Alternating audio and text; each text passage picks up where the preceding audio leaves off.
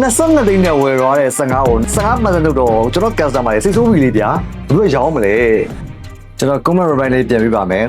ပြီးတော့ကျွန်တော်တို့မှားခဲ့တဲ့ဟာလေးလည်းကျွန်တော်ရှင်းပြပေးမယ်ဝယ်ရတာအဆင်ပြေပါတယ်တဲ့တစ်ဆိုင်လုံးဝင်တဲ့နေရာအစအစိတ်ရှိတယ်သဘောကောင်းတယ်ဖုန်းပြန်တွင်းရတာလည်းအဆင်ပြေတယ်ကျေးဇူးတင်ပါတယ်ဒီလိုမျိုးပြန်ပြီး group review ပြန်ရတာအရင်ပြုံပြီးတယ်အဓိကပြောချင်တာကဖုန်းပြန်တွင်းရတာလည်းအဆင်ပြေတယ်ဆိုတဲ့စကားကိုကျွန်တော်ပြောပြမယ်အရှိမကျွန်တော်ဘာဖြစ်ခဲ့လဲဆိုတော့ကျွန်တော်တို့ very review တွေကြည့်မယ်Mr. Chen ဆိုင်သွားရင်ဈေးနေတယ် Mr. Chen ဆိုင်ကဈေးလုံးဝမပေးဘူးမရောင်းမွေးနဲ့ထွက်သွားတဲ့လွတ်သွားတဲ့ customer အများကြီးပဲကျွန်တော်အရန်တောင်းပန်ပါတယ်ဒီကနေပဲကျွန်တော်တို့ဖြစ်သွားတဲ့မှားသွားတဲ့ကိစ္စကျွန်တော်တို့ဆိုင်ကကလေးတွေလူတစ်တွေဖြစ်တယ်ထွေနေပေးထားတဲ့အချိန်မှာကျွန်တော်တို့ကဝယ်ပြီး10ရင်းဆိုရင်10%ဝယ်ပြီးတစ်လဆိုရင်15%ဆိုပြီးတော့နှုတ်ရမယ်ဆိုပြီးတော့ကျွန်တော် IC ကန်ချက်တွေကတို့ခေါင်းထဲမှာတန်ဖို့လို့စွဲနေတာအဲ့လိုကြီးဖြစ်သွားတဲ့အချိန်မှာလာရောက်တဲ့ခါကျတော့ဒါဈေးတက်တဲ့အချိန်ဗျာသူတို့ရှိလာက2လပိုင်းဝယ်ထားရရှိမယ်3လပိုင်းဝယ်ထားရရှိမယ်စီးရင်အခွန်ကင်းတို့ခွင့်ရတဲ့ကာလမှာဝယ်ထားရဈေးတက်တာတယ်ဒီစီးရင်အခွန်ပါလိုက်ခါကျတော့ဈေးတက်သွားတဲ့ခါကျတော့ပြန်လာရောက်ရင်ကျွန်တော်တို့ဆိုင်ကကလေးတွေကဘလို့နှုတ်တယ်ဆိုတော့ဘောင်းချာကိုဝယ်ထား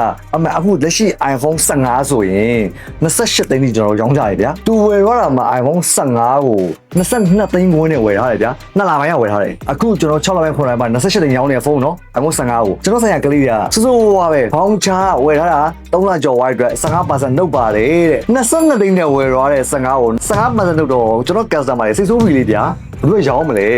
ဈေးတက်နေတာတိလို့ဒါတခြားဖုန်းနဲ့အချင်းချင်းနဲ့ဒါလာအပေးခြင်းနဲ့ဗျာကျွန်တော်တို့ဒါယုံကြည်ရဗျာဒီလိုလာတဲ့ customer တွေကျွန်တော်တို့ကဒီလိုနှုတ်ပလိုက်တာအဲ့လိုမျိုးတွေလွဲမားခဲ့တာပြောခံခဲ့ရတယ်